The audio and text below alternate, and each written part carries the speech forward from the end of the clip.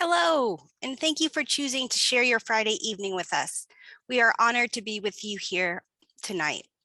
And thank you, teachers, for all you do every day, especially during these challenging times as we continue to grapple with the dual pandemics of COVID and racism. I am Anna Hindley. My pronouns are she, her, and I am the Director of Early Childhood Education at the Smithsonian's National Museum of African American History and Culture. I am joined tonight by three of my favorite colleagues and friends, Adrienne Smith from the National Museum of the American Indian, Andrea Kim Neighbors from the Smithsonian Asian Pacific American Center, and my teammate at NMOC, Ariel Gory. We gratefully acknowledge the Native peoples on whose ancestral lands we gather, as well as the diverse and vibrant Native communities who make their home here today. On the next slide, I'll be sharing a roadmap for our time together. So just a few housekeeping items to start. There will be live closed captioning throughout this session. Every session is recorded and will be available for future viewing. We are joined also tonight by one of our other team members from NMOC, Chelsea White, who will be moderating the Q&A box as well as sharing links as we talk throughout our evening. We will be holding all questions to the end, so do please post questions as we go into the question box, and then Chelsea will be moderating those later in the evening. So as you can see from this slide, we are covering a lot of rich, complex content in a very short period of time. We are grappling with a big issue, the issue of how can children of all racialized identities thrive in a diverse and inequitable world. Our goal today is to share big picture ideas, as well as share our guiding framework and research to hopefully validate the work you're already doing, inspire new ways of thinking and being, and encourage you to support the positive identity development for the children in your lives, both at home and in school and in all ways. So I'll begin by situating our work in their larger body of research in the grounding framework for what really shapes all of what we do across our units. I will share how racialized identity development starts at birth and then what it looks like through the early years. From there, Adrienne, Andrea, and Ariel, the A team, will be giving specific examples of how to support this work and why it's so important and what it looks like in our museum world. On the next slide, you'll see some of the research and the framework that guides us. You may already be familiar with anti-bias education for young children and ourselves, but if you're not, we definitely recommend you checking it out. It is the framing work that really shaped our understanding of how we can support children to have a positive sense of self and a positive sense of others across all aspects of their identity. It is an underpinning perspective that permeates everything we do in our work, from how we interact with children and adults to what our curriculum includes.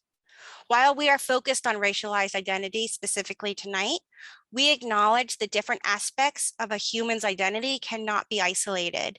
Gender, class, ethnicity, and a myriad of other identities shape who a child is, who we are, how we construct our sense of self, and how we understand others, and how we're seen by others. So we encourage you to also check out the important work of Kimberly Crenshaw around intersectionality. Additionally, we rely heavily on the work of developmental psychologists such as Beverly Tatum, Frances Aboud, and the other names you see here to guide our understanding of how children develop their racialized identity. On the next slide, I'm going to go over to the next slide. So there is a myth in popular culture that young children are colorblind. I definitely know that's the approach I grew up with in the 80s when I was in school, and that young children don't actually notice race. And by this logic, children are blank slates who cannot develop racial prejudice until they are explicitly taught to do so and aren't necessarily forming their racialized identity. This leads many adults to argue that we should not discuss race with children because they are too young, and even mentioning race will put ideas in their heads. Yet research clearly shows that children not only recognize race from a very young age, but also develop racial biases by ages 3 to 5. So by the time they actually hit elementary school, they already have a pretty full picture of how they understand race, even if it's not being talked about. And we know, for all of us who have been around children, that children are keen observers who are constantly taking in the meta messages around them from their families, teachers, friends, the community they live in, and media. So while science tells us that race is indeed a social construct in a racialized society, everyone has a racialized identity, and that identity shapes a child's understanding of their world. So I'm going to share some of the research that helps us, that lets us know these as facts, and really shapes our work. So on the next slide, we'll start really with where children are in their infancy, starting at infancy. So there was a study that followed approximately 200 Black and white children from the ages of 6 months to 6 years. It was found that infants are able to non-verbally categorize people by race and gender at 6 months of age. The infants look significantly longer at an unfamiliar face of a different race than that of their own. And researchers actually argue that because this finding is consistent at 6 months, the initial awareness is actually probably much earlier. So if we go to the next slide, we'll see how this continues to shape a child's life.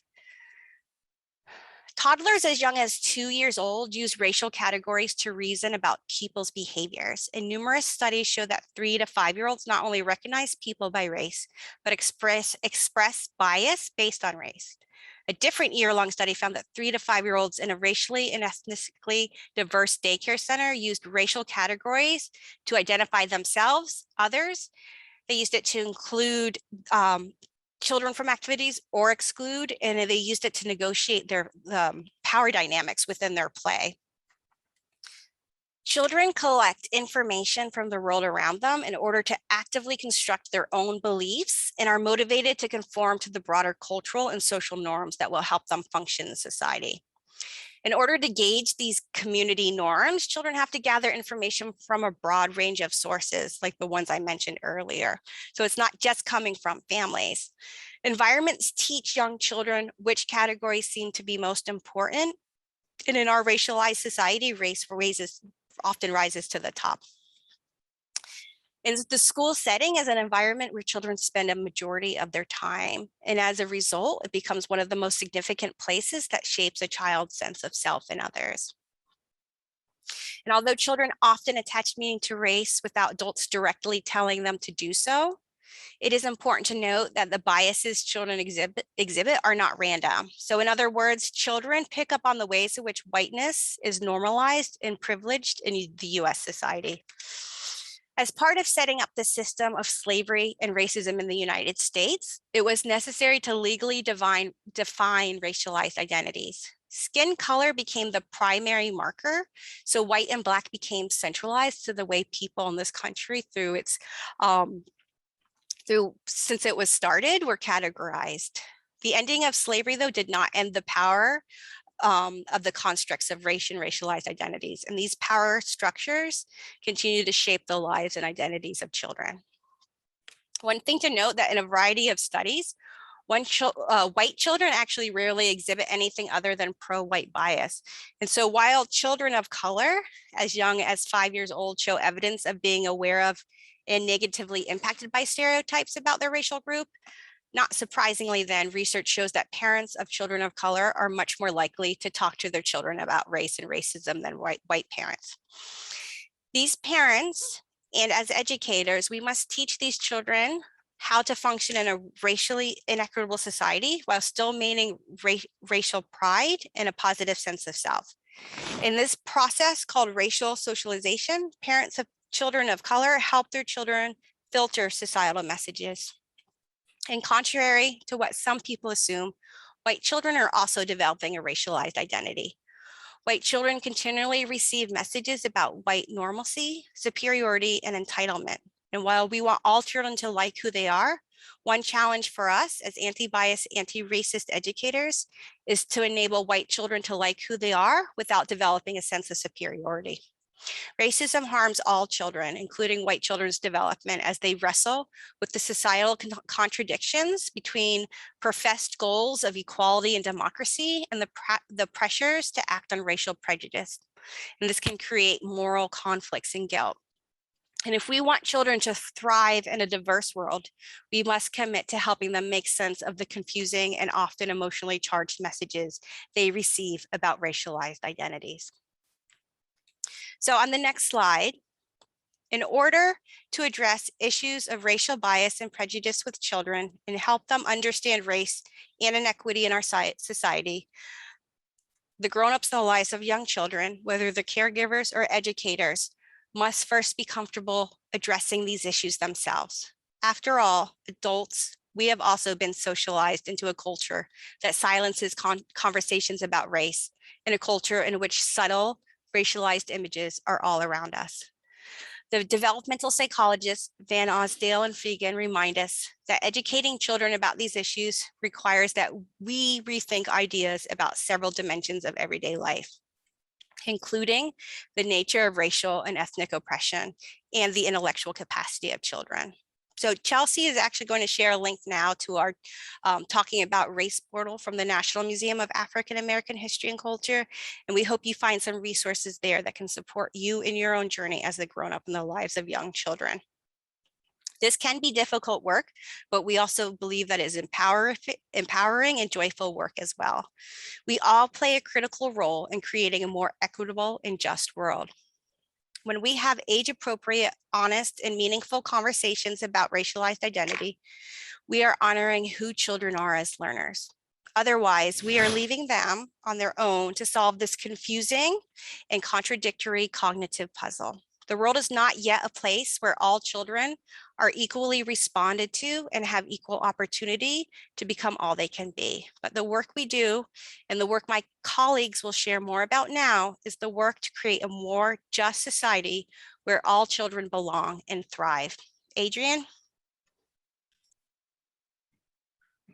Thank you, Anna.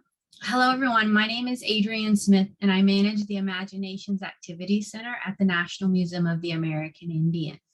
The IAC, as we call it, is a dedicated space that encourages young children to learn about Native cultures and innovations. So as Anna mentioned, we know that at a very young age, a child begins to form their sense of self. Even infants can recognize subtle differences between themselves and others. Early childhood educators can play a role in helping a child form a positive self-image. So let's look at some of the current narratives that are out in the world that challenge a Native child's positive sense of self. From 2016 to 2018, the Reclaiming Native Truth Project conducted a research campaign to increase our understanding of the dominant narrative about Native peoples in the United States. The research included literature reviews, focus groups, online focus groups, national surveys, and social listening. Through this report, we know what different groups of Americans across socioeconomic, racial, geographic, gender, and generational think and don't know about Native Americans and Native issues. We have learned how biases keep contemporary Native Americans invisible and are fixed in the past and are holding back Native peoples from accurate and respectful representation. So in looking at the first one we have, invisibility in contemporary Native life creates a void that is filled with stereotypes and misconceptions narrative. To most Americans, Native peoples are invisible in contemporary daily life, including in both lived experiences and the world portrayed through pop culture, sports mascots, media, K-12 education. This lack of visibility and humanization of Native peoples in modern life erodes support for Native issues and allows media-fueled stereotypes to persist. The second one, narrative, existing negative narratives are set and controlled by non-narratives. Where narratives about Native Americans do exist, they are guided by misperceptions, assumptions, and stereotypes. These narratives are created in the news and pop culture and shaped by narrow experiences that are generalized into broad assumptions. And these broad assumptions are portraying a homogeneous culture with little recognition of the diversity among Native peoples and tribes. For example, showing headdresses and the assumption that all Native peoples wear them. This is not true. or even language. Native people do not all speak the same language. For example, I am Cherokee and I am Muskogee Creek from Oklahoma. In Cherokee, we would say, to say hello, you say Osio. In Muskogee Creek, to say hello, you say Hishje. As you can see, they are both very different sounding. And so we all have our own different languages within our tribal nations. The third narrative is deeply respective Native values drive positive narratives.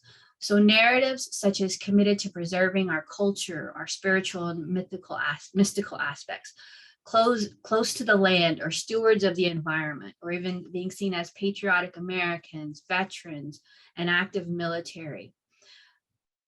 Many of these positive narrative frames are based upon and advance positive stereotypes. However, even positive stereotypes feed into that homogeneous and inaccurate narrative, because the idea that Native people's position in society is due to a deficiency in their cultures. So the fourth one, focus on disparities and the perception of otherness. So by emphasizing the economic, health, and other disparities experienced by Native peoples and generalizing to suggest that these affect all Native Americans, this narrative fails to portray strengths, resilience, and contributions, and does not communicate the complexity of Native histories and current experiences. It also portrays Native peoples as insular and aloof, old-fashioned, or not of the 21st century, and this is reinforced by history curricula that often ends at the early 1900s.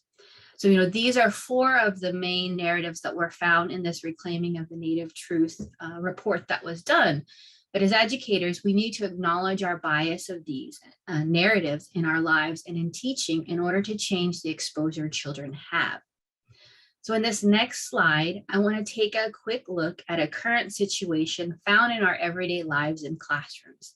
As you can see in these news clippings, they look at hair discrimination, not only against Native peoples, but in other cultures as well. For Native peoples, this issue about hair has been an issue that has faced Native children since the boarding school era. We know there is discomfort that educators may have when they have to, or they want to talk about issues of race. And we are not often taught to talk about topics of race, but I wanted to find a way that educators could talk about race to young children. Thus, we created the Look, Talk, Play self-expression card in collaboration with the National Museum of African American History and Culture. When you talk about hair, you are talking about issues of race, and it should not take traumatic events such as these to enact awareness and change. So in looking at our Look, Talk, Play card, the next slide, as we can know, hair is highly communicative. It can be an expression of individual or group identity, and the more attention a person devotes to it, the more that it can say. And so in these images, I have shown four different hairstyles that children know of or have used or in their cultures today. So with that, hairstyles and ornamentation are guided by values of family and tribal nation. It is a form of creative self-expression that reinforces our connections to culture, such as you see in the second through fourth images. The little girl in the second image, Mahate Solarakis Carrero, this is her graduation in elementary school. And so she is wearing a hairstyle of the Dene. And because this is of her culture and this is an important event, she has her hair this way. The third and fourth are of Theo Norman, who is Pawnee and Pamunkey, and he has been growing his hair since the day he was born. This is how long it is now, and he chooses to have this long hair. So in being able to talk about hair with children, we created this Look, Talk, Play card, which should have been dropped in the chat for you to take a look at. So even the last one where you see the Princess Leia, Native hairstyles have also influenced hair fashions and inspired new ideas for styles in films. So in Native children seeing these styles, they can connect to their traditional cultures. So as educators, you can instill in your young students a respect and appreciation for diversity. It might seem like a tall order, but by thoughtfully choosing content and activities, and by creating an inclusive environment, educators can begin to help a child who values both themselves and others. So in our next slide, we're going to take a look at ways in which you can have positive strategies to use in your classrooms. So as we know, children are using information that they are exposed to, informing their understandings of and attitudes toward American Indians and other cultures. Teachers can make sure that each child and his or her family is equally reflected in their center or classroom by providing classroom materials such as photographs, books, puzzles that portray different family constellations and a wide range of jobs. For example, factory workers, or even sanitation workers. You don't want just those glamorous jobs like doctor or firefighter in these areas for children to see. You also want to be able to post students' work around the room and the photos of themselves and their family so that they feel that inclusiveness and they get to know each other. So in looking at these positive strategies, one way is to explore diversity in your classroom by community building all year long. Provide knowledge and photos of contemporary Native Americans or other cultures for children to see themselves and recognize diversity. You want to prepare units about specific tribes rather than units about Native Americans, because again, that term Native American is lumping all Native people when we are very diverse. Third, you want to be specific about which tribes use particular items when discussing cultural artifacts, such as clothing or housing and traditional foods. For example, Plains tribes like the Lakota use feathered headdresses, but again, not all other tribes use them. And the most important one, you want to teach about Native people year round and not just around those specific events like Thanksgiving or Heritage Months, but again, finding ways to put them in there throughout that classroom, either in your reading section, your building section, your art section, finding those different ways. So it's important that educators select instructional materials that do not promote existing stereotypes or create new ones. We want children to acquire accurate and valid information. So in the next slide, I've given you 2 examples that could be utilized in your classroom, and feel free to visit our NK360, our Native Knowledge website, for more educator resources. That link will be dropped in the chat. The first we have, though, is star quilts. Star quilts, you can make these paper star quilts using diamond shapes.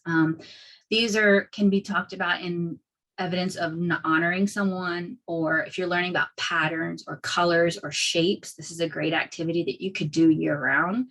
Snow goggles is another one. It is about science and technology. You can even incorporate it into learning about environments. So another one we also will be dropping in is looking at some online exhibits from NMAI. So if you look at contemporary Native art, not just baskets, not just pottery, but even like, for example, Jeffrey Verege, he's a Native artist who draws for Marvel. So again, these are incorporating those contemporary aspects to show that Native people are still here. So in closing, I believe that early childhood educators are in a unique position to craft experiences for young children that will help them appreciate the diverse world around them. We also feel that it's important for children to see themselves reflected in their classroom in order to develop a positive sense of self. The way children play is a hugely important part of development. It's how children first develop skills and interests. So thus, by making all areas of your classroom inclusive, from block building to playing house, that encourages perspective taking and inclusivity. And I'm going to pass it over to Andrea. Thank you so much, Adrienne. Hi, everyone. My name is Andrea Kim Neighbors, and I serve as the Manager of Education Initiatives at the Smithsonian Asian Pacific American Center. And I'm honored to be here with all of you to talk about this question of why is Asian American positive racial identity important? Before I dive in any further, I want to acknowledge that our center amplifies the stories and lived experiences of Asian Americans, as diverse as Asian American communities and identities are, and Pacific Islanders, who also have a wide diversity of identities. According to Pew Research, as of this year, there are 22 million Asian Americans in the US that trace their ancestry to more than 20 countries in East and Southeast Asia and the Indian subcontinent, as well as Southwest Asia and North Africa. Asia is a very big region. Our communities live in all regions of the United States, not just on the coast, and we have many unique ethnic, religious, gender, and linguistic identities. And our communities are growing. For this particular presentation, I'm going to focus our conversation on Asian American experiences with racial identity, so that we do not conflate or confuse Asian American identities with Pacific Islander identities. I hope that in the future, we can revisit this conversation with my colleagues in the Pacific to talk about Pacific Islander positive racial identity formation. Today, I'm going to talk about the effects of racial stereotypes on young Asian American youth and children, and why this is a topic and conversation that can happen every day among all age groups. At APAC, you'll hear me here, APAC, it's the acronym for our center. Our education program's vision is to see that Asian American and Pacific Islander stories are taught in every classroom across the country to address the historical erasure of our stories from a broader understanding of American history. This talk will be positioned at a very specific time of the pandemic in the hopes that it peels back layers of understanding to show the historical nature of what Asian American communities are experiencing now and what Asian American communities have been experiencing for hundreds of years. So next slide, please. And if you click through, there's a couple of images that are going to come up. So as you take in these quotes and as you take in these headlines as well, there's one more, thank you. We kind of wanted a slow reveal to kind of pepper in the effect that this topic has. Throughout the pandemic, we have seen a rise in hate, violence, and bias targeting Asian American elders, women, and youth across the United States. In 2020, anti-Asian crimes in Los Angeles and New York alone, just these two cities, rose by 150%. But sadly, this is now an outdated number. In 2021, we saw the news of crimes targeting East Asian women and Sikh communities in other parts of the country, notably in Atlanta, Georgia, and in Indianapolis, Indiana. Anti-Asian hate and bias is not new. It is deeply woven into the story of the United States, going back hundreds of years to the Chinese Exclusion Act of 1882, and even before that with the Page Act of 1875, which barred Chinese women from entering the US. There are many historical examples of Asian exclusion, and yet the presence of Asian American stories and educational resources is still very much a work in progress. So I show you this slide with these quotes to show just some examples of the lived experiences and questions that have come up during the pandemic, which show how different forms of bias and stereotypes have directly affected Asian Americans. The erasure of voice, identity denial, such as what Sung Kang is sharing with us, being mistaken for Chinese, even though he is Korean American, and also the sharing of a common experience that many Asian Americans have of this identity denial. There are also questions here about how Asian Americans fit into understandings on the discourse of race in America. So I know the question posed to you all earlier is, why is Asian American positive racial identity important? But another question we might ask ourselves first is, do Asian Americans belong in conversations about race? Or do you include Asian Americans in conversations about race? If you do, how and who? And if you do not, why? I could go to the next slide, please. If you do one click, we'll stay on this image. Thank you. So the previous slide showed a Time magazine article headline by the author Viet Thanh Nguyen about the trap of the model minority myth and how it creates inequality for all. And I want to take a moment to talk about the model minority myth, as it plays a critical role in this question about why positive racial identity is important for young Asian Americans. So this Time magazine cover that you see right now speaks to so many of the issues around the model minority myth, a stereotype that incorrectly and dangerously uplifts Asian Americans, particularly Asian Americans of East Asian descent, so meaning Japan, China, and South Korea, as the quote unquote model minority. The model minority term was coined by William Peterson, a white sociologist in the 1960s who typecast Japanese Americans as successful, attributing their success to obedience and ability to overcome self-hatred from other racial minority groups, especially Black Americans, when facing new economic opportunities. If we pan out and think about the timing in which Peterson's myth creation was in development, and as people were learning about this through his writing, it was happening during the years of the Civil Rights Movement. And it was also happening at a time when Japanese Americans were resettling in various parts of the United States after living in incarceration camps created during World War II. Why does this matter for forming a positive racial identity? If we look at this image, those Asian American whiz kids, one might get the impression that Asian American kids are just fine. They appear to be excelling in school and appear to be very well adjusted. They have the appearance of being successful. I'll share an anecdote of how assumptions and messages from this image can play out in conversations among caregivers. So earlier this year, I participated in a conversation about the model minority myth, and a caregiver in the audience posed the question about whether the model minority myth is really all that bad, because she had seen her child's Chinese and Indian American peers excelling in school because their culture values education. And isn't that a good quality?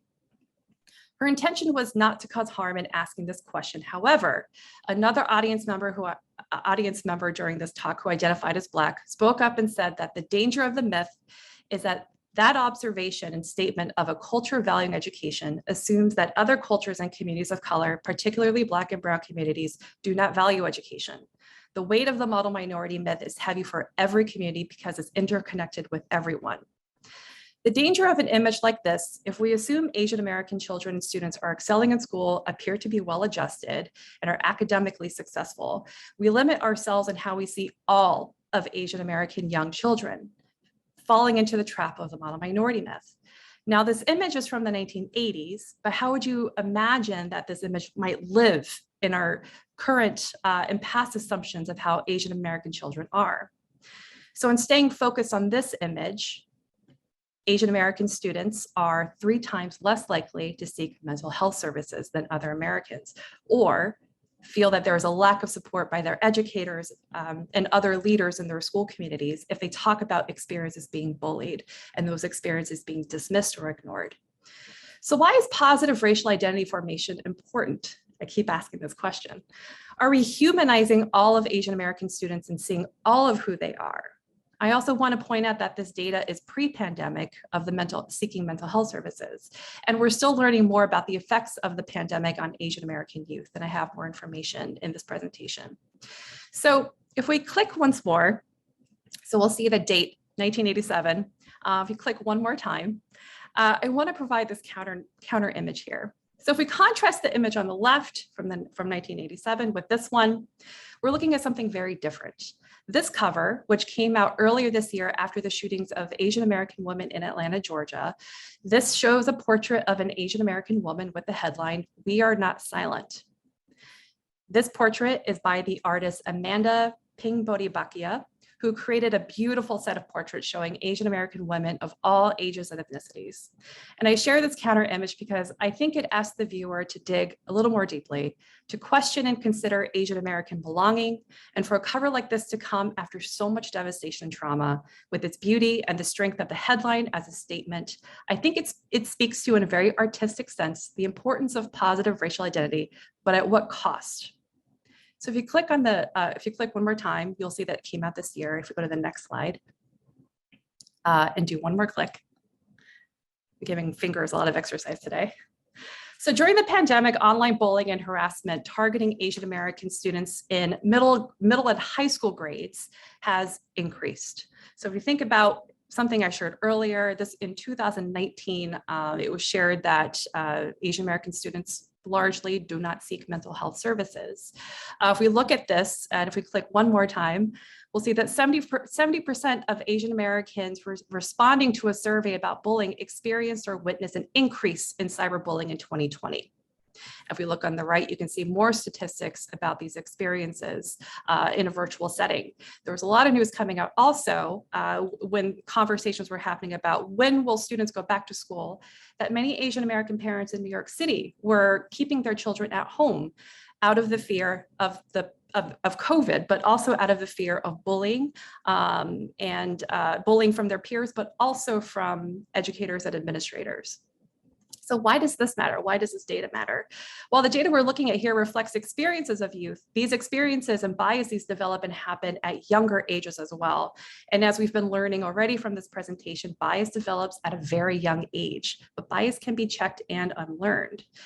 So once again, why is positive racial identity important? It's important for Asian Americans to see themselves and for non-Asian children and students, caregivers, and educators to also see them. If we can do this, we can erase the model minority myth and the perpetual foreigner myth. So before I move on to my final slide, I also want to recognize a lot of what I have been sharing has been quite dark and quite sad. It's hard for me to talk about a lot of this myself, and I hope what this does, it helps you start a conversation. During the pandemic, Asian American educators, community leaders, and organizations responded to the rise in hate by creating. It has been powerful to see Asian American joy and celebration come through in a time of uncertainty and trauma, and powerful and critical introspection of our own biases that we have in our own communities that must be confronted and addressed. I'm proud to say that APAC has been a part of this growing national dialogue and introspection. And if you click one more time, I also want to give a shout out to Act to Change, a really incredible national organization that's addressing bullying affecting Asian American and Pacific Islander youth. I believe there's a link in the chat if you want to learn more about the great work that they're doing. So if you click one more time. Oh, and one more time, thank you. Something that we have learned throughout the pandemic is that educators are not always sure where to start when talking about Asian American bias and the historical context around it. So one of our projects that we hope educators and caregivers find useful in learning or unlearning is our educational video series created by educators for educators called We Are Not a Stereotype. It's a series of now 14 videos covering a variety of topics from the model minority myth, which we've been talking about already, the racialization of undocumented Asians, solidarity histories, and as of this month, the story of 6 in America and the effects of Islamophobia on Muslim American communities. These videos also introduce you to Asian American and Pacific Islander educators who bring joy and compassion to the topic. They also talk about moments of celebration in history as well. The goal of these videos and the stories being shared in these videos is to spark conversation. And while the series is designed for caregivers, educators, and older students, we hope that it provides helpful content, thoughtful questions, and personal insights that may help you hold conversations in your own families, in your own classrooms and communities. And of course, we have more resources on our website. So we hope that you stay in touch with us and follow what our community members are saying through their resources, their art, their poetry. Positive racial identity can look like many different things for many people. But what we hope you take away from this presentation is that Asian American positive racial identity is complex and will mean something different for every person who identifies as Asian American. How I identify myself is different from someone I may be next to who also identifies as Asian American. Our communities are incredibly diverse and hold many shared and different experiences. We only scratched the surface today of a much larger, complicated topic. And I hope that what we have done here is to at least lead you to new questions and new reflections. So thank you so much for your time. And Ariel, I hand it over to you. Thank you. Hi, everyone. I am Ariel. I'm the lead education specialist. Unmute myself. Okay. I'm the lead education specialist for early childhood programs at the National Museum of African American History and Culture. And over the past few years, I've been designing and developing some of our programming and resources that we share with early childhood families and classrooms, now virtually and in person in the past. Our programs and resources are for children ages 0 to 8 years old.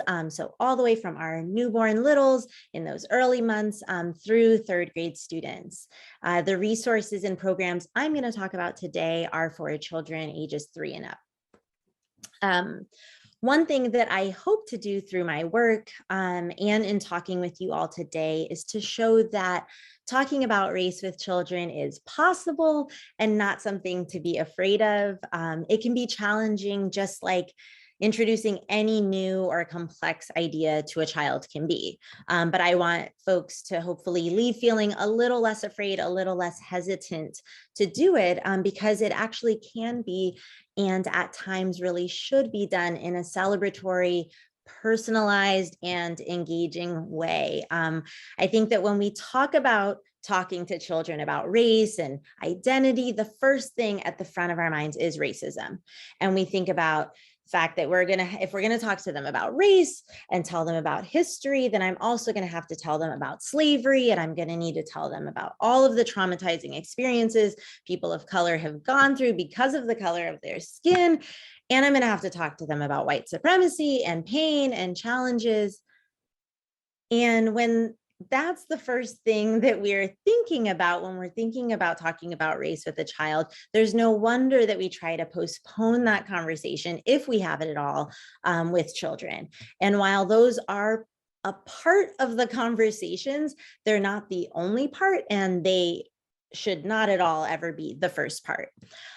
Based on my research, or my team's research, and many other anti-bias, anti-racist educators and leaders have done, and our experiences in the museum and virtually now, when I think about talking about race or identity with a child, I am not thinking about stories of trauma first. I want to talk about how awesome it is to have all of these different racial identities and cultures in our world, and empower children to believe in themselves and how wonderful they are, and be excited about the diversity of the children and the adults around them, in their community and across the globe. So today, as quickly as I can in the time that I have, I'm going to talk about leading with joy when facilitating lessons and conversations about race and identity with children, and share with you a couple ways that we're doing that at my museum, and resources that we've created that we hope can help you getting these kinds of conversations started at home or in your classroom. Next slide, please. If you take away just one thing from what I say today, this is it. Celebration and affirmation must be at the foundation of conversations about race with children. Oftentimes, a child's first time talking about race in the classroom, at least explicitly, is in conversations about the civil rights movement or slavery. Both time periods full of traumatic experiences. And while there are definitely triumphs in those times, the main moral of those stories is that Black people were treated badly and differently because of their skin color by white people, and that wasn't fair.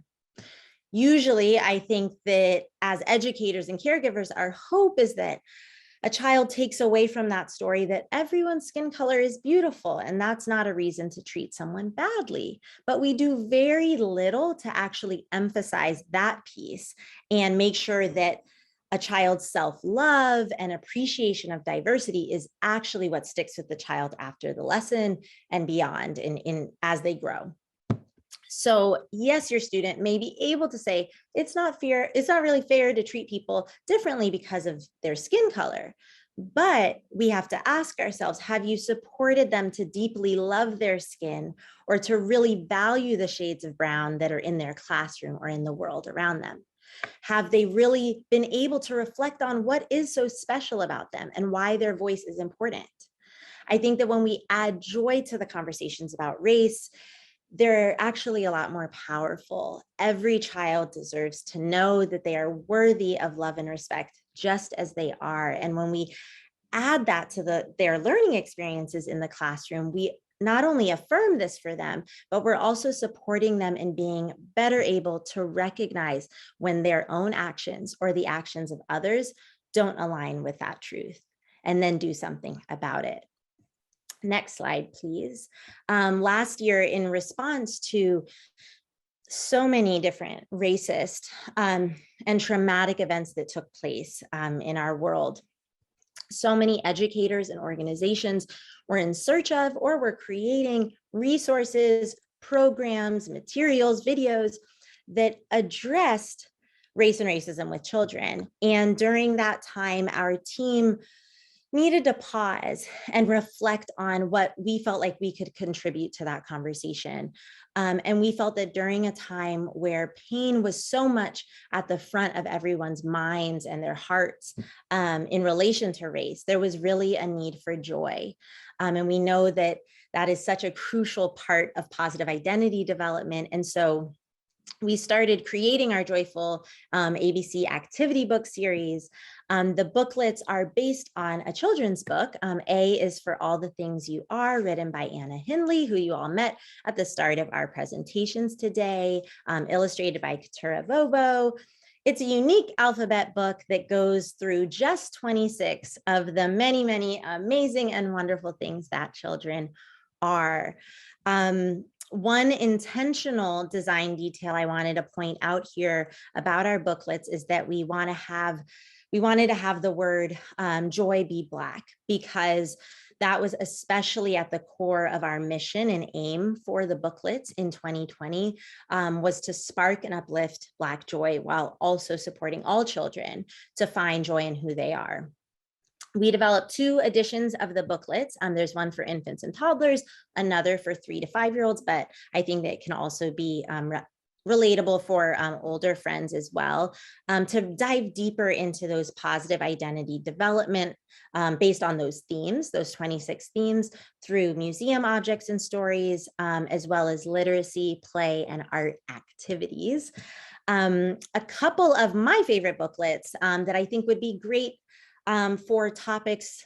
They're great topics for discussion and exploration with children that need to happen before and during conversations about the hard things in our history or challenges of people being so different.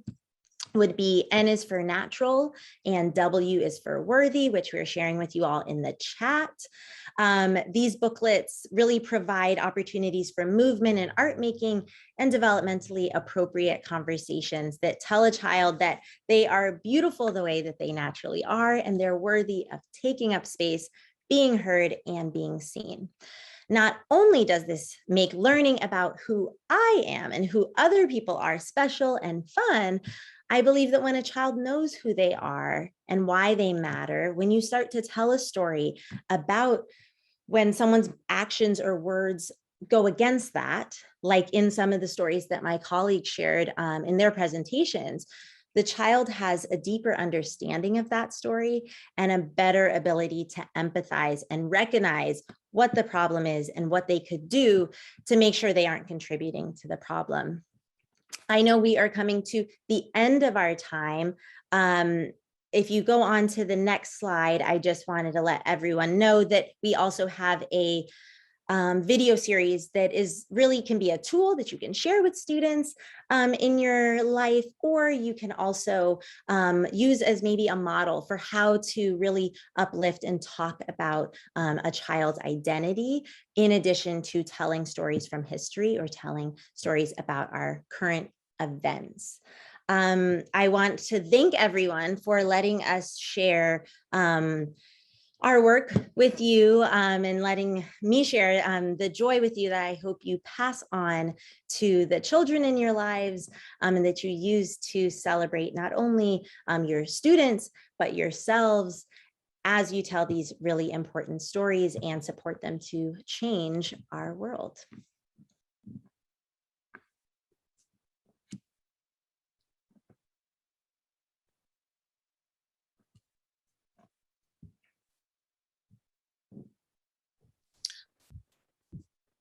Thank you, ladies. This will conclude this session. We do appreciate it very much. Have a wonderful day. Thanks.